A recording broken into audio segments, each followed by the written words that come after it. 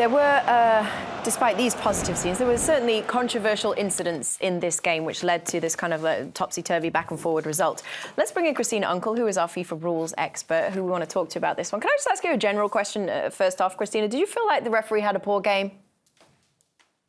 I don't think he had a poor game overall, but I could see why the football world doesn't like some of those calls. And it's the worst feeling in the world to be the official, knowing that you're applying a law that people aren't going to like on that reaction, but knowing that you're going to still have to enforce it. So collectively, I don't think he had a poor game. I think some of the management style he could have done a little bit differently, but ultimately he got the decisions correct, and I know that's going to frustrate people.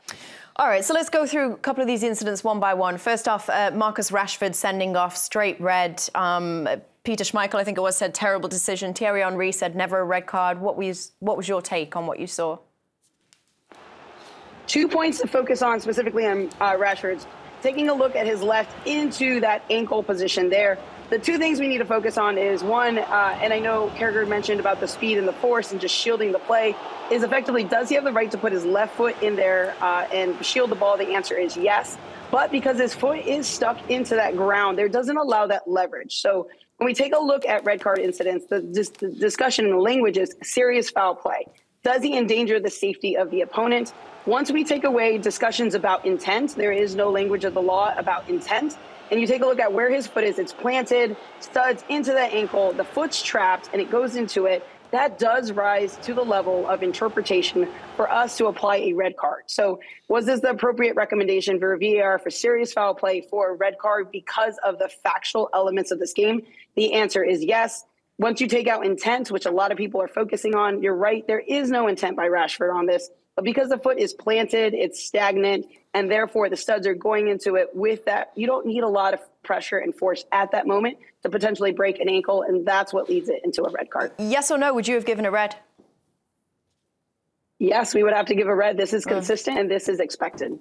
The referee's position on that, sometimes I understand VAR, a referee can't see it. The referee couldn't have had a better position. He was literally 5 yards away from it, saw it in real time and just waved play on. He then goes to the monitor. And I understand he's probably got no option, but his position is absolutely fantastic. Yes, he doesn't intend to do that. There's no doubt he could be endangering the opponent. For me, a yellow card is suffice there. And the referee's position is fantastic, and nobody else on that pitch thinks there's any danger of being a red card. No one stops, no one appeals. The game carries on, and the referee's position couldn't have been better. Micah? You look disgusted. I think, Jamie, you hit it. Oh, go ahead, Micah. No, I agree exactly with what Jamie said. There's always this talk about putting ex-players within the referees and learning the game. Anyone who's played the game knows full well that that should be a yellow card and not a red card. Obviously, by your law, it comes out a little bit different, but there's no intent there. I mean, he is endangering the opponent a little bit, but I think a yellow would be the right decision there. I can't get in my head why that's a red. It's 2 no's. Yeah, I mean, I agree with everything that they're saying. That's how I feel. I think there need to be more players that have played the game at a professional level that are having these discussions with the referees. I'm not a big fan of VAR because it makes the ref look bad if they go and they're able to look at the replay and they get it wrong and then they come out and admit their mistake. It'd be better to not have VAR in the first place. And also, I think it ruins the game for the fans in the sense of not knowing when to celebrate goals. Is it going to be called back? Is it not? I have no problem with goal line technology. I have no problem with the offside technology, but for me, I think VAR runs the game. It slows the game down. It forces players to try to snitch on each other, to hold the ball, to wait to look at the play again. I honestly don't like it, but like Christina said, I mean, it's a difficult job to have.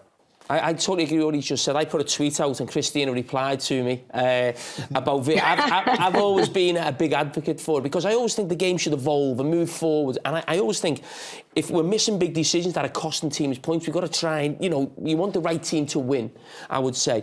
But I actually think, and I want to ask you, Christina, as an official, do you think officials or the game is actually, how much is the game gained from having VAR? And also for you as an official, you don't grow up wanting to be stuck in a room looking at replays. You want to be on a field of play managing a game of football. How is it from your point of view? And as I said, do you think the game has gained enough for us to stick with VAR? Jamie, I love this question on the overall VAR concept itself.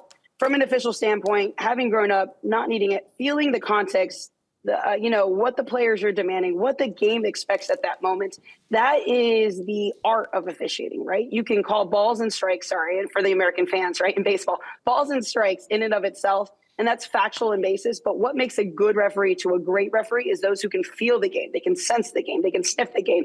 You're right. He's standing right there. It's a yellow card. Many of us would have probably given a yellow card in the instance. But the biggest point here to highlight is that VAR was not introduced by the officials. VAR was introduced by the players, the coaches, the clubs, the leagues. They are the ones who wanted VAR to correct the hands of God, the Maradones, all of those things. That's what VAR was introduced for. And the laws themselves are created by IFAB. Referees don't sit on those committees. It's actually players, coaches that sit on these committees that say, here is what we think should be and should not be a red card. So with all of that put together, that's how VAR is put together. That's how the laws are put together. From an officiating standpoint, we are okay with knowing that there's going to be some errors because we're human. However, the modern day game with the numerous amount of cameras that are there is not okay with there being a margin of error. And until those worlds come together and understand there will be a margin of error, and then those who want 100% certainty, that's where we're always going to have these arguments and conflicts, especially when it comes to handling offenses. Is that subjective, and should that have been sent down? All right, cool. I guess let's move on to the penalty incidents then, because there were two penalty incidents in this one, Christina. One given for Copenhagen at 2-1 Man United, another one given for Man United at 2-2. Can you give us your thoughts on both of those? One thing I can say is at least the officials are being consistent on the application, right? So here, unfortunately, the deflection argument is going away. So anyone arguing a deflection in the first potential handling, that argument has gone away from the current interpretation. Then you had essentially hitting twice. Here, this is another one that I think is really good up for conversation. However, in the current interpretation, his right arm extended outside of his silhouette and effectively leaving it there. Yes, I understand the jumping components. I get that. But during the current interpretation of handling, I'm not a fan of the current interpretation of handling. I want to put that out there. But this will fall into what they want from a recommendation and an acceptance standpoint. And that's why I said earlier, Kate, that although these were properly given based upon the interpretation and how they want us to enforce it, it's not a fan favorite, and it's the second penalty offense that really gets me. And I would rather put handling, because it's subjective, back into the arms of the refereeing and saying, what is the overall impact in this play in and of itself? Get rid of silhouettes to a certain extent. The argument should be, does this materially impact the play? Yes or no? And that kind of helps the referee get to the guidance of, should we give this as a penalty or not?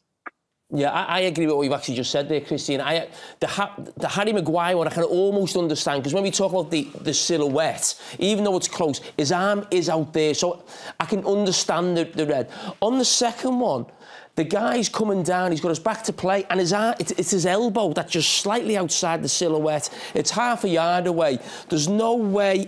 I don't even think any official, I think you've just said yourself there, the second one is not a penalty, virtually, and I don't think anyone in football thinks that is a penalty. No one, and I just see the players as well appealing for it, because they know as soon as a ball hits an arm now in the penalty box, they've got a great chance of getting it a penalty. This is never a penalty. But actually, he actually gets fouled. He actually gets fouled. Fouling and pushing him. He's got both his hands on him. He's trying to get himself back into the correct position. How is that outside the silhouette? I mean, what do you expect him to do there? I just don't. The game has officially gone. Okay. Christina, do you enjoy coming in for these weekly arguments? Is it fun for you? I wouldn't call them arguments. I'd call them discussions. And I agree. I enjoy these conversations, because without a voice here at the table, then it's everyone projecting essentially without the voice of the referee. So I'm glad to be here. I know I'm losing my voice a little bit, but it's probably because I'm having arguments on handling offenses all the time. But I do really enjoy being with this group. Especially when Meek starts laughing. For some reason, I always start laughing. It's just contagious.